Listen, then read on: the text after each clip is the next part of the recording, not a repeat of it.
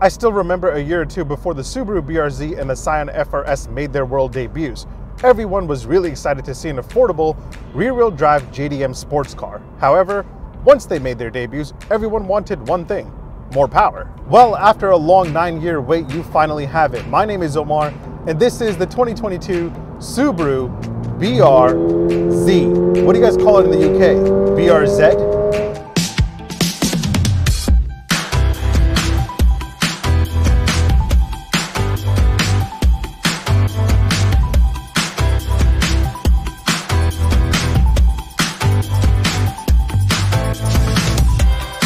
Z for zebra, Z for zebra. I don't know, I just made that up. Either way, this has been a long time coming. I still remember driving the first generation Scion FRS, which was eventually canceled with the death of the Scion brand here in the United States. And if you remember Scion as a brand, hit that like button. And if this is one of my first videos that you're watching, consider subscribing. I drop new car reviews every single week, so you might enjoy my stuff. Either way, after the death of Scion, Toyota started selling this as a GT86, and now Toyota calls this the GR86. I may be skipping ahead for those that don't know what this thing is. Basically, back in 2012, Toyota and Subaru teamed up to create an affordable front-engine rear-wheel drive sports car. Toyota's version is called the GR86 and Subaru's version is called the BRZ. Nonetheless, they're both exactly the same cars, but let's focus on the BRZ. For 2022, the BRZ receives a total of 228 horsepower, about 28 horsepower more than the outgoing one. And that doesn't make this thing significantly faster, but it does feel a bit more solid. You have a choice of a 6-speed manual transmission or a 6-speed automatic. I'm driving the automatic one right here. You can circle through some drive modes, including normal, snow, sport, and track, but it isn't the power that makes this thing fun to drive. It's the handling and the ability to throw this thing around the track. This thing is so nimble and so direct. It's really one of the few cars for under $30,000 that feels this way, well, besides the Mazda MX-5. But yeah, this is the first time I'm driving the GR86 BRZ combo with a 6-speed automatic transmission, and to be honest, it's kind of boring. I wish Toyota and Subaru went for a 6-speed dual clutch transmission to make this thing a little bit more exciting to shift. Right now, the transmission is just sort of there. I would much rather have this in a 6-speed manual and have some real fun. It's not terrible, it just lacks the excitement and connection that this car has to offer. Now, Toyota and Subaru do say that this generation is stiffer and all that, but I honestly feel like it's a bit more refined. I don't remember my Scion FRS experience being this comfortable. But what I do remember though is it being this much fun to drive. By the way, these heated seats get really hot on high. I'm just gonna move it down to low. So should you consider spending your hard-earned money on one? Let's find out. Let me give you a quick tour of the new 2022 Subaru BRZ, and then I'll give you my opinion on whether or not if you should buy one. Make sure you hit like, make sure you hit subscribe. All right, let's do this.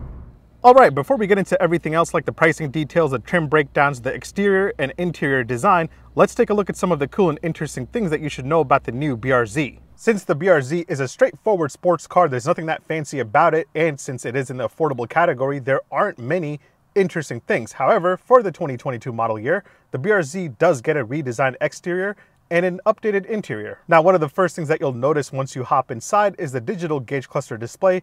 This is standard across the lineup on the new BRZ, and there's not much to it. It's not a full color display. It doesn't have any crazy full screen navigation map view. And the most fun that you can have is when you change drive modes, especially when you put the BRZ into track mode, the speedometer layout will change. But keep in mind, when you're in track mode, your traction is also turned off. Oh, and like most new cars, the BRZ will do a nice little welcome animation when you get inside and hit the start button, and it will also do another animation once you hit the stop button, which is the same button. Next up, I wanted to do something a little different here and go through some of the interesting numbers associated with the BRZ.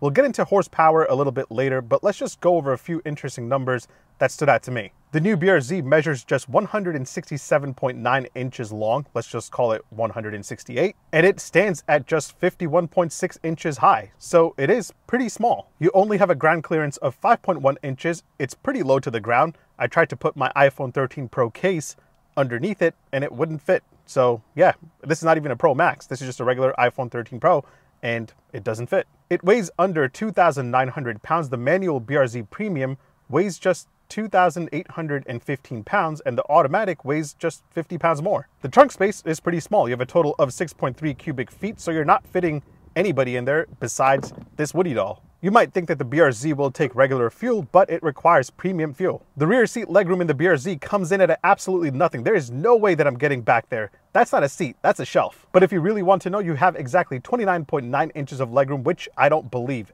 at all. Even Woody has a hard time fitting behind me in the BRZ. All right, let's talk about pricing. You have two trims to pick from. The premium starts at $27,995 and the limited starts at $30,495. As tested here, you're looking at $33,255.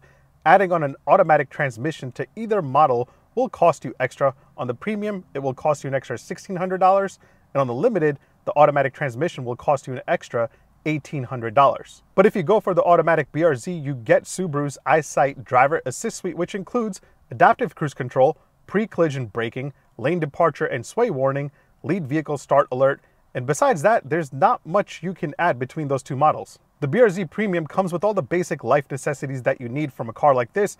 As standard, you get keyless entry, which is pretty nice. You also get push button start, the kind of digital gauge cluster display, but not really. You also get Subaru's Starlink infotainment system housed in this 8-inch touchscreen display with Apple CarPlay and Android Auto as standard. You get dual zone climate control so the driver and the passenger can enjoy their own climate settings and they don't fight over what the temperature should be. You get LED headlights and you also get really cool daytime running lights. And of course, I didn't expect the camera game to be anything crazy. You just have a regular rear view camera right here. Now, cashing out an extra $2,500 on the limited will spice things up a little bit with these upgraded leather and ultra suede trim seats, and these are actually very comfortable. You also get heated front seats. Imagine if this thing actually had heated rear seats, because nobody is sitting back there unless you really hate them. The limited also gives you upgraded 18-inch alloy wheels from the 17 inches that you get on the premium, and the 18-inch wheels on the limited are wrapped in Michelin Pilot Sport 4 tires, and that's really it. So you wanted more power, now you have it. The BRZ is now powered by a 2.4-liter naturally aspirated 4-cylinder boxer engine that pumps out 228 horsepower and 184 pound-feet of torque, and you have a choice of either a 6-speed manual or a 6-speed automatic transmission. And even with that increased power, it's not that much faster than the outgoing model. 0 to 60 comes in at 6 seconds flat, and you have a top speed of 140 miles an hour. This isn't meant to be a blistering fast sports car. It's just meant to be an affordable rear-wheel drive sports car. Fuel economy wise, the BRZ Limited with the 6-speed automatic gets a total of 21 city and 30 highway. You have a 13.2 gallon tank capacity. I'm averaging, after a few days of driving, a total of 22.8 miles a gallon. Let's take a look at the exterior design, and to be honest, I was really looking forward to see how crazy Subaru and Toyota go when it came to redesigning the BRZ and the GR86, and I really like it. This being such a tiny car, it's a bit difficult to redesign everything, but it looks pretty different from the last gen. It looks a little bit more aggressive and a little bit more sophisticated and just more modern. Is it any bigger? Just a little bit. Subaru says that the new BRZ is about an inch longer than the outgoing model. They also say that it's almost a half an inch lower than the predecessor, and I wonder who was sitting there with the measuring tape to figure all that out. Again, this thing still weighs between 2,800 to 2,900 pounds depending on the transmission and trim that you go for. Oh, and I'm really digging the colors. This one here is called Ignition Red, which is really nice, and my other favorite color is WR Blue Pearl. Those are really the only two exciting colors that you get in the lineup. Otherwise, you just have white, black, silver, and just pretty bland colors. All right, now let's hop inside the new BRZ, and it's pretty much the same, but still different. Subaru didn't do any drastic updates to the interior of the BRZ, and I guess they have limited space to do so. The center area is where you'll see most of the changes. You have an 8-inch touchscreen display, and then right below that, you have a redesign to the climate control knobs with a digital reading in the middle. And then you have some additional climate settings with these giant silver buttons. Those look kind of cool. That said, I must say that these seats are actually pretty comfortable. I don't remember them being this comfortable in the outgoing model, but they definitely upgraded the seats here, and I like this a lot. Now, before I give you my opinion on how the BRZ stacks up against the competition, let me point out a few random things I'd love to show all of you. You have 3 cup holders, one right there. Then if you open the center armrest, you have 2 more. So you have a total of 3 cup holders. You do have some bottle holders there and there, but yeah, 3 cup holders in real. Here are what the keys look like to the Subaru BRZ: lock, trunk, panic, and this is your unlock button right there. Door open and close sound from the outside, and from the inside. It's kind of hard getting in here if you're a little taller. Oh my God, all right. Pretty solid. Charging game wise, you do not get a wireless charger. You only get 2 USB-A ports in the center armrest. next to the cup holders. It is now time to hear the indicator and horn sound test here on the 2022 Subaru BRZ. Indicator first. Simple indicator, but the annoying thing here is that when you indicate in a certain direction, it returns back to the normal position. So to turn it off, you have to go like this, but you can end up turning on the other direction. So it's annoying. You kind of have to just tap it halfway to turn it off. Really annoying. Why couldn't it just be normal? Now for the horn sound.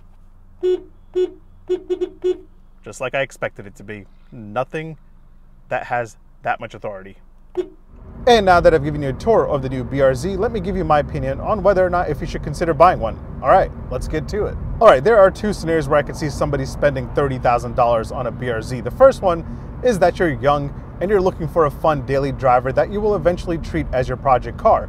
You will add extra power, bigger brakes, nicer wheels, and you'll live that fast and furious lifestyle. The other scenario is where you're married and you have a kid or two and you want something affordable to enjoy on the weekends. Cars like the BRZ, GR86, and the Mazda MX-5 will fill that void for you. There's this odd feeling that I get from cars like the BRZ and the GR86 where you feel like you can go crazy without getting into too much trouble, and maybe that's why Toyota and Subaru don't pack these things with like 250 or 300 horsepower. There's this really nice feeling of enjoyment that you get from having full control over a tiny sports car. Either way, thanks for watching. Make sure you hit like, make sure you hit subscribe, make sure you follow me on Instagram and on TikTok. My handle is @OmarDrives. I'll catch you in the next one. Take care. Peace. Peace out. Don't get in trouble, don't get in trouble. And by trouble, I mean, cops and stuff. Oh man, this thing just wants you to let loose and have some fun and not break your bank account while doing it.